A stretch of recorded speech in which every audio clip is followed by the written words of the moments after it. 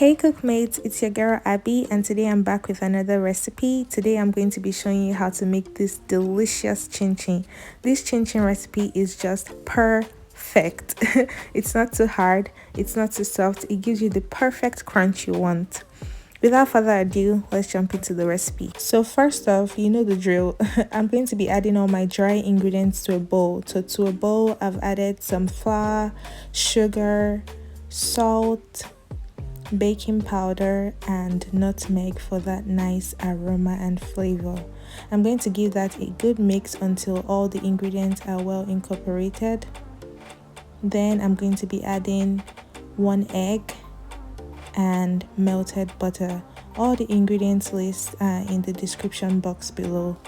Now I'm going to give it a good mix. I'm going to mix it until it's crumbly, but first I'm going to go in with my spatula, and then once the flour has absorbed the moisture from the egg and butter, I'm going to go on and start mixing with my fingers until I get a crumbly texture.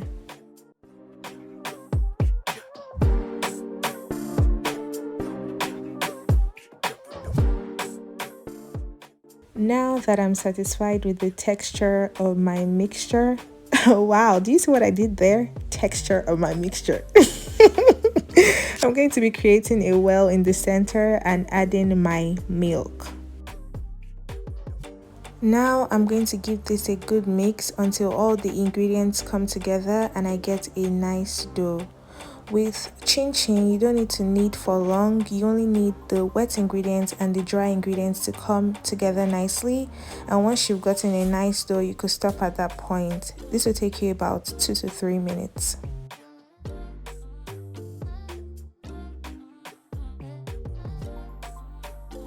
Now that my dough has come together nicely, I'm going to be dusting some flour on a clean work surface, and this is to prevent the dough from sticking to the surface.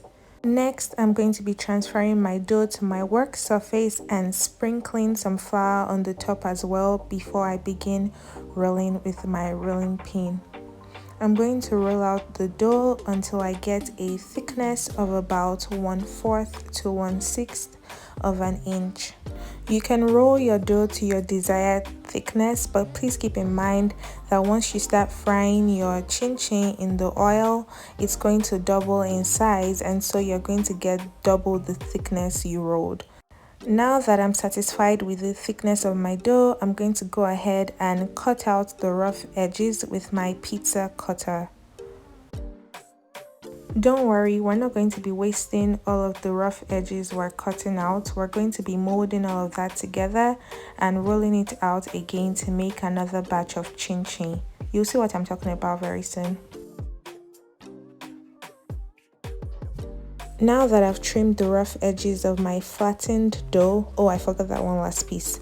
I'm going to go ahead and cut my chin chin into my desired shape. For the purpose of this video, I'm going to be cutting my chin chin into squares. You could do whatever shape you want. You could cut it diagonally to get a diamond shape. You could do like small rectangles. At this point, you could do whatever you want. But in this video, I'm going to be going with the small square shape.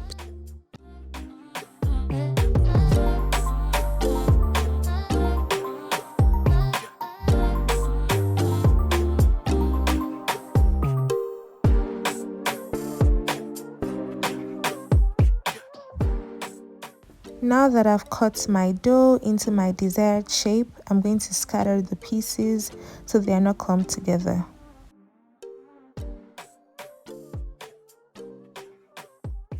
Once the pieces have been well separated, I'm going to set them aside and start working on the next batch.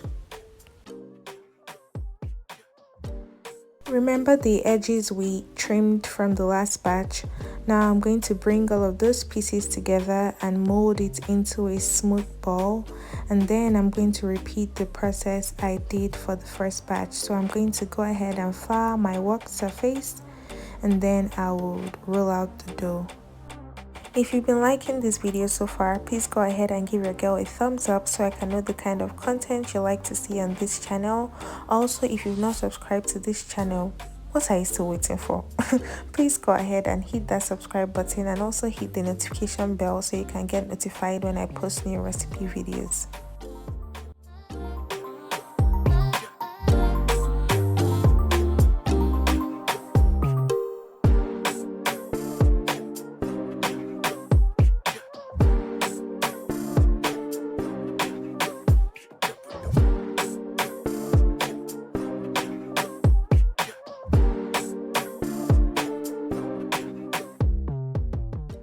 Now that I've cut my chin chin into my desired shape, I'm going to be frying it in vegetable oil on medium heat. You want to make sure that your oil is not too hot. If not, the outside of the chin chin will get brown before the heat even begins to penetrate the inside of it. So please make sure that your oil is on medium heat. You also want to make sure you're not overcrowding your pan, so I'm going to be frying this in 2 batches. Frying each batch of chin chin will take you about 10 minutes, so just enjoy the process. You want to make sure you're turning your chin chin around the oil from time to time so it's evenly brown on all sides.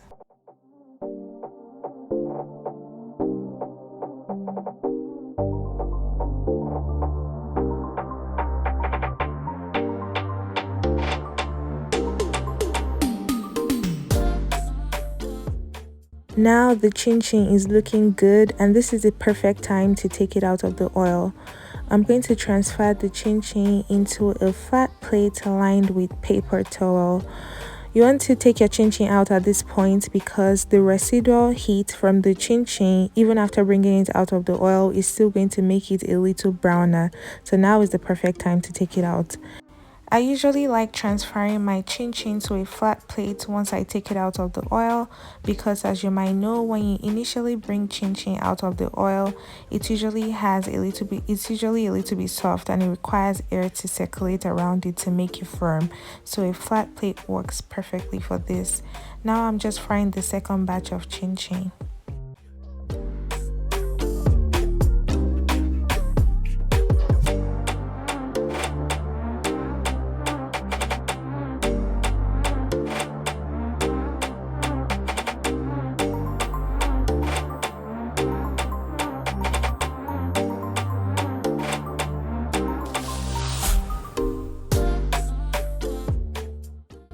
Now that we're done frying the chin chin, I'm just going to let it cool down completely and let it air out to give it the perfect texture and crunch. Like I mentioned before, when the chin chin is initially brought out of the oil, it's going to be a little bit soft, but just let it cool down completely and you're going to get that perfect texture and crunch. Now that it has cooled down completely, I'm going to be transferring the chin chin into an airtight container so I can enjoy it whenever I want. Thank you so much for watching, Cookmates. I really do hope you try out this recipe, and I'll see you in my other videos. Bye!